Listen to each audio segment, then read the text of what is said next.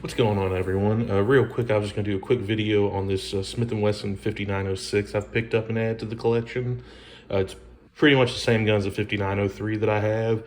I actually swapped the slides and the frames, and they actually fit perfectly. I didn't fire anything, but I'm sure that they would function fine. Real quick, we'll do a safety check on the gun. It is empty. Yeah, I picked this up. Like I said, I'm gonna make this video pretty quick. I picked this one up online at an auction.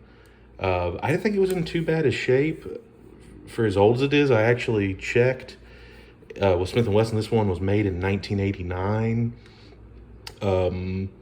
It's got these old school sights on it, kind of minimalist sights, but I do enjoy them. I've shot it. I haven't had any problems really. I only have the one mag with it, but the 5903 mags work with it. So, they're all interchangeable, the 59 series magazines, or the third gens at least. Nothing really bad to report. I kind of like it because it's a kind of an old school looking gun.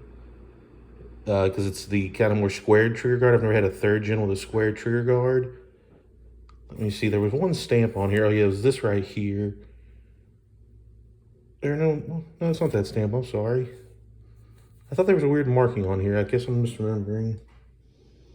Oh, no, it is this made in the USA. Yeah, this actual... I looked into this stamp here because I'd seen it on some Smith & Wesson revolvers. I guess somewhere in South America they were making copies or like unlicensed copies of Smith & Wesson products that I don't know how good they weren't and compared to the actual true Smith & Wesson product, but I thought that was kind of interesting that there were kind of unauthorized copies of Smith & Wesson products at one point. But for any movie buffs out there, you might recognize this gun as a Murtaugh's backup piece in Lethal Weapon 2. I almost said Riggs. But yeah, we'll do the trigger real quick. It's really not that different than the 5903. This one might have a little bit smoother single action. Double action's very heavy. We'll do the single action real quick before we get out of here. A little take up, right to the wall.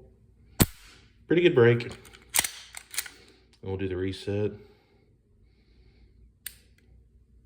But yeah, I didn't think this was too bad for as old as it is, but I thought it was kind of an interesting gun, and I figured I wanted a really older. I always wanted a 5906. This wasn't what I actually envisioned owning. I kind of wanted more something closer to the 5903, but with the adjustable sights, like on some of the other Smith & Wesson third gens out there that people pricing on the internet, with the kind of like little metal guards on the side.